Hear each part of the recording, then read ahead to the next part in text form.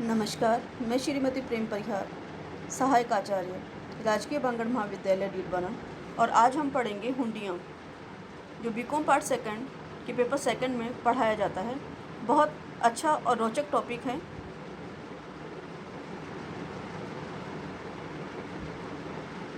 भारत में हुंडियों का प्रचलन व्यापारिक लेन देनों के निपटारे अथवा रुपया एक स्थान से दूसरे स्थान पर भेजने के लिए होता है।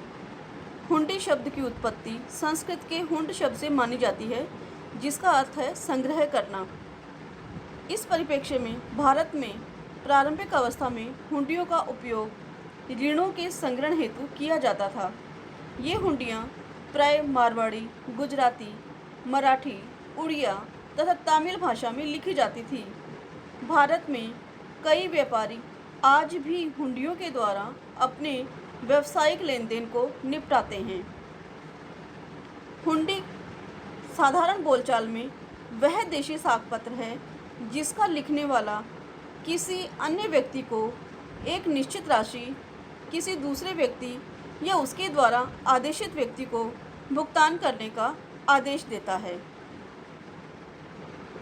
दूसरे शब्दों में हम कहें तो हुंडी देशी भाषा में लिखा गया एक ऐसा साखपत्र है जिसका लेखक किसी अन्य व्यक्ति को यह आदेश देता है कि वह एक निश्चित धनराशि किसी दूसरे निश्चित व्यक्ति अथवा उसके द्वारा आदेशित व्यक्ति अथवा हुंडी के वाहक को दे दें।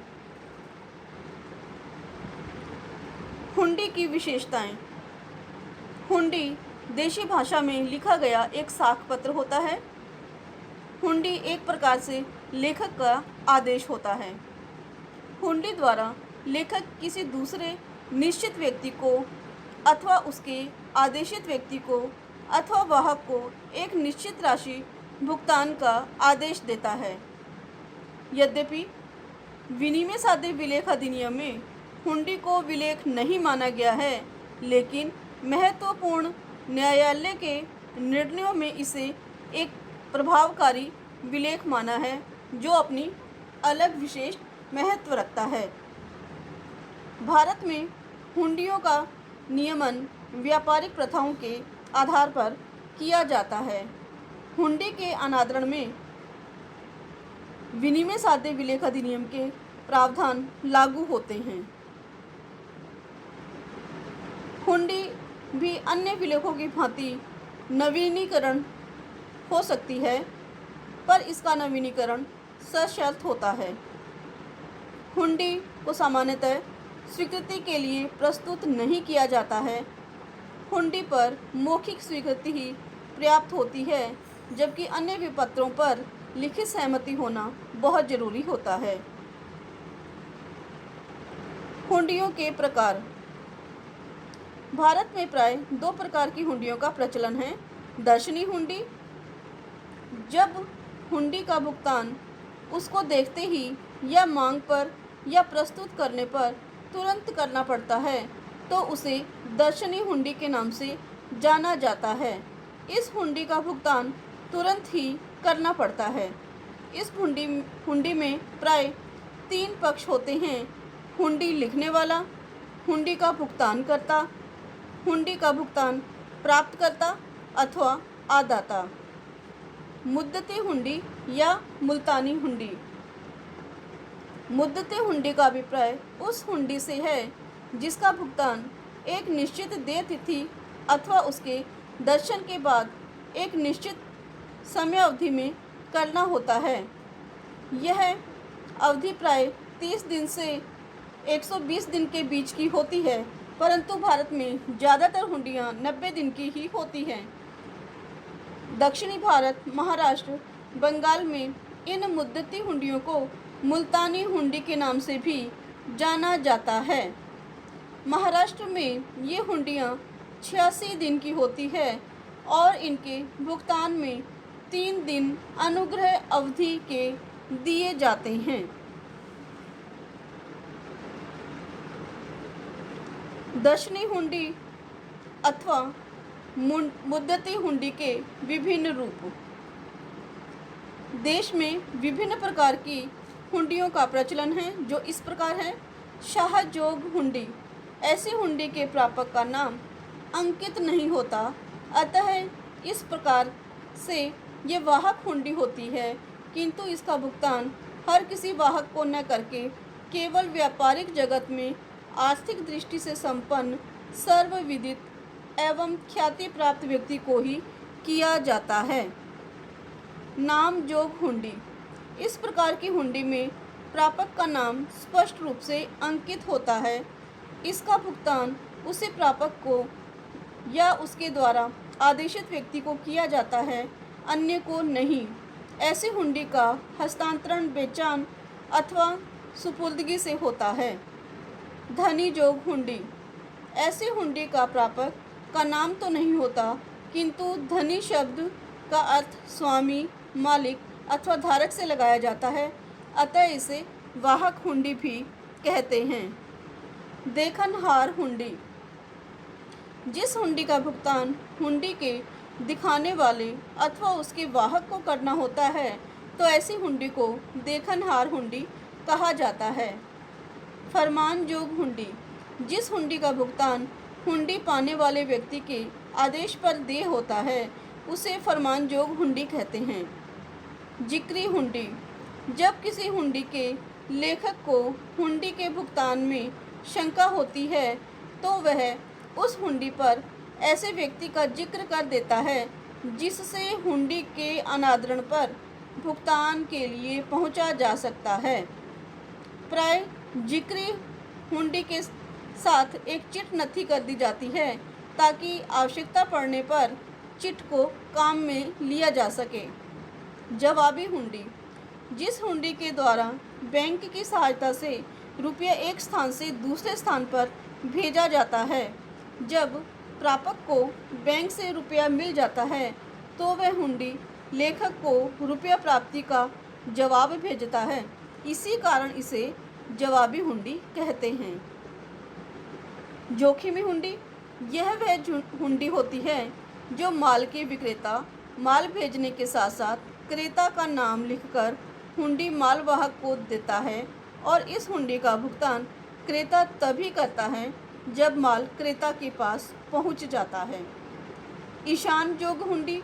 यह ऐसी हुंडी है जिसका भुगतान केवल उस व्यक्ति को होता है जो उसे भुगतान के लिए प्रस्तुत करता है।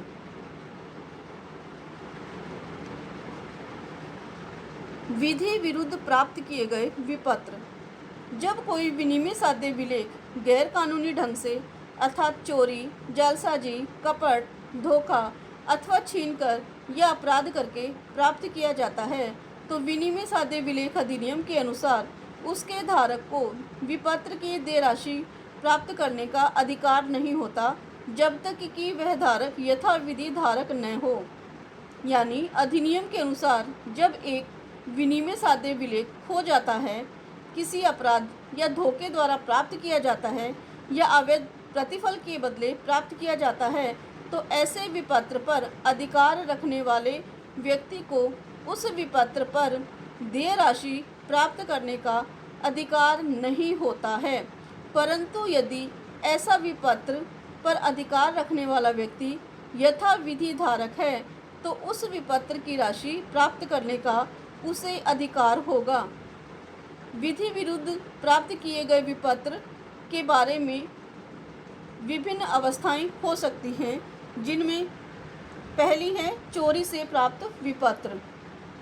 चोरी से प्राप्त विनिमय साध्य विलेख पर न तो चोर का वैधानिक स्वामित्व होता है और न ही उससे संबंधित पक्ष को भुगतान के लिए बाध्य कर सकता है।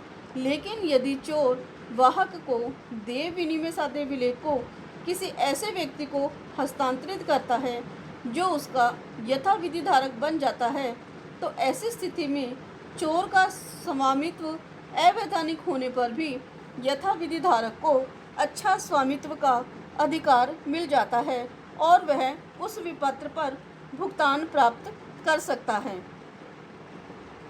कपट अथवा धोखे से प्राप्त विपत्र।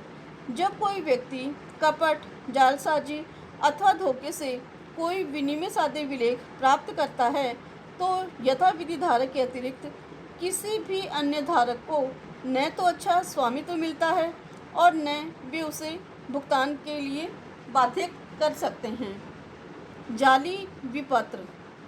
जाली विपत्र से अभिप्राय ऐसे विनिमय साधे विलेख से होता है जिस पर किसी कल्पित नाम अथवा व्यक्ति के हस्ताक्षर किसी अन्य व्यक्ति द्वारा कपटपूर्ण ढंग से कर दिए जाते हैं। ऐसे जाली विपत्र पर किसी भी व्यक्ति को न तो अच्छा स्वामित्व मिलता है और न ऐसे विपत्र का धारक संबंधित व्यक्ति को भुगतान के लिए बाध्य कर सकता है, चाहे वह व्यक्ति यथा विधि धारक ही क्यों न हो, क्योंकि ऐसा विपत्र पूर्णतः निष्प्रभावी होता है। अपराध द्वारा प्राप्त विपत्र। यदि कोई व्यक्ति विनिमय साधे विलेख जोर जबरदस्ती अथवा किसी भी अपराध का सहारा लेकर प्राप्त करता है तो उसका धारक ऐसे विपत्र पर अच्छा स्वामित्व प्राप्त न होने से विपत्र का भुगतान करने का अधिकारी नहीं होता है। केवल यथाविधि धारक को ही अच्छा अधिकार एवं भुगतान प्राप्ति का अधिकार मिलता है। विधि विरुद्ध प्रतिफल के बदले प्राप्त विपत्र। यदि कोई व्यक्ति विधि विरुद्ध जैसे अनैतिक सार्वजनिक नियमों के विरुद्ध या किसी कानून के अंतर्गत विशेष रूप से वर्जित प्रतिफल के बदले में विनिमय साधे विलेख प्राप्त करता है तो ऐसे विपत्र का अनुबंध प्रभाव शून्य होने से इसके प्रति किसी भी पक्षकार का कोई भी दायित्व नहीं बनता, चाहे वह यथाविधि धारक ही क्यों न हो। जैसे कि उदाहरण के लिए रिश्वत के लिए दिया गया चेक। खोए हुए विपत्र।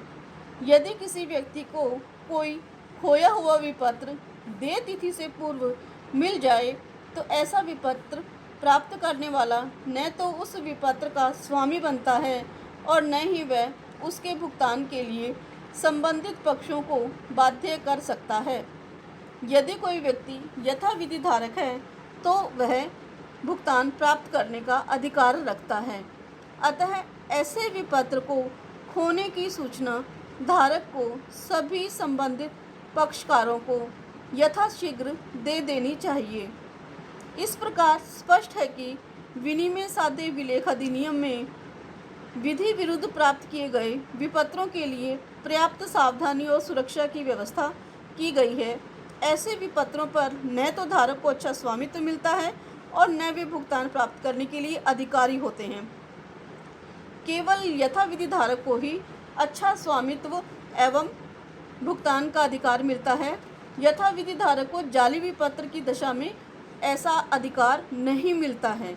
बाकी सब दशाओं में जैसे चोरी से प्राप्त, कपट, धोखे, अपराध द्वारा प्राप्त, विधि विरुद्ध प्रतिफल के बदले प्राप्त खोए हुए विपत्र यदि उसने अच्छे सद्विश्वास से खरीदा है तो उसे उसका भुगतान मिलेगा। ये यथाविधि धारक के संदर्भ में आपको ध्यान में रखना है। इसी के साथ ही हमारा विनिमय विपत्र वाला टॉपिक पूरा होता है।